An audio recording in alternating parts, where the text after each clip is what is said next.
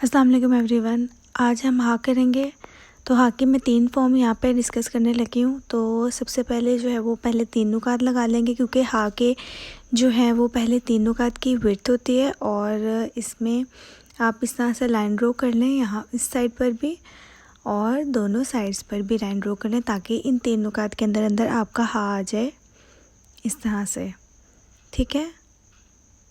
और फिर आपने क्या करना है कि 90 के एंगल पर रखकर इन बिटवीन द टू आपने ऐसे नीचे लेकर आना है, ऐसे ऊपर की तरफ उभार देना है और नीचे ऐसे। ठीक है। उसमें थोड़ा सा नीचे को लाकर बेंड करके वापस ऊपर की तरफ ले जाना है और इस तरह से राउंड बनाकर बाहर निकाल देना है। और यहाँ से आपस में इन नोक को आपस में जॉइंट बना देना है। ठीक है, इस तरह से। और इसका भी छोटा सा ताज होगा, वो आपने यहाँ पे बना लेना है। ये हो गया। और एक और हाँ होता है जो कि इन बिटवीन यूज़ होता है, उसके बारे में मैं आपको बताऊंगी। ये आप स्टार्टिंग में भी लिख सकते हैं और ये आप लास्ट में भी लिख सकते हैं। ये वाला हाँ मोस्टली स्टार्ट में और लास्ट में यूज़ होता है। तो इन बिटवीन वाले भी हाँ है, वो मैं आपको अभी बताऊंगी। अच्छा, इसके टोटल लेंथ भी जो होती है ना, वो 3 नुकात की होती है।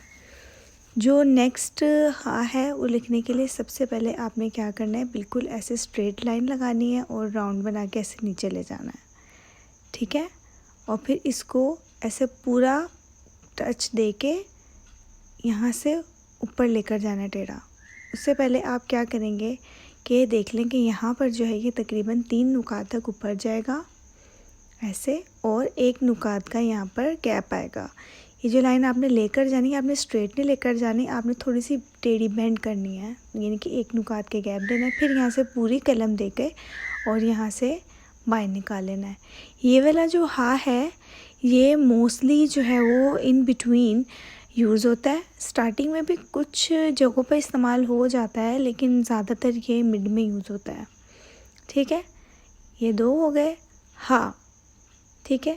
और यहाँ पर भी इसकी लेंथ लिख लेंगे 2 और ये 1.5, तकरीबन 2.5 नुकात की लेंथ होती है इसकी। डन हो गया। 2 हो गए हमारे हाँ। थर्ड में क्या करेंगे, इस तरह से ऊपर लेकर जाना है। ये आपने मोस्टली देखा होगा कि अल्लाह में हाँ आ रहा होता है। ठीक है, तो ये वो वाला हाँ है, ये लास्ट पर ही यूज़ होता है। ये हमेशा आपने देखा होगा कि लास्ट पे यूज़ होगा। तो ये टोटल 1 2 3 हो गए। ठीक है। यहाँ पे आप नुकात देख लें कि यहाँ पर 2 नुकात की गहराई होती है। ओके, ये हो गए 3। अब मैं आपको इन तीनों को एक साथ जॉइंट करके लिखकर दिखाने लगी हूँ कि किस तरह से जो है ये दूसरे के साथ जॉइंट हुए होते हैं। पहले वाली शेप, सबसे पहले वाला हाँ उसी तरह लिखेंगे जैसे पहले मैंने भी लिखा है, सेम एज इट इज़ वैसे।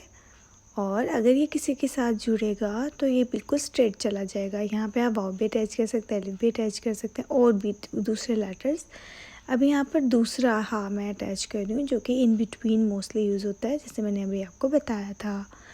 तो यहाँ पर मैं वो अटैच कर रही हूँ सेम। यहाँ पे मैं आपको विदाउट नुकात के लिखकर बता रही हूँ, पहले मैंने आपको नुकात के साथ लिखकर बता दिया था। अब इसके साथ थर्ड यूज़ होगा। अब आपको समझ आ रही होगी कि थर्ड वाला किस तरह से यूज़ होना है। यहाँ से ऊपर से थोड़ा बेंड करते हैं और ऐसे नोक बना देते हैं। ये हो गए 3 नुक, तीनों हाँ हो गए। ठीक है, यहाँ पर इसका आ गया इस तरह से ता। उम्मीद करती हूँ आपको समझ आ गया होगा। अपना बहुत सारा ख्याल रखिएगा। अल्लाह हाफ़िज़।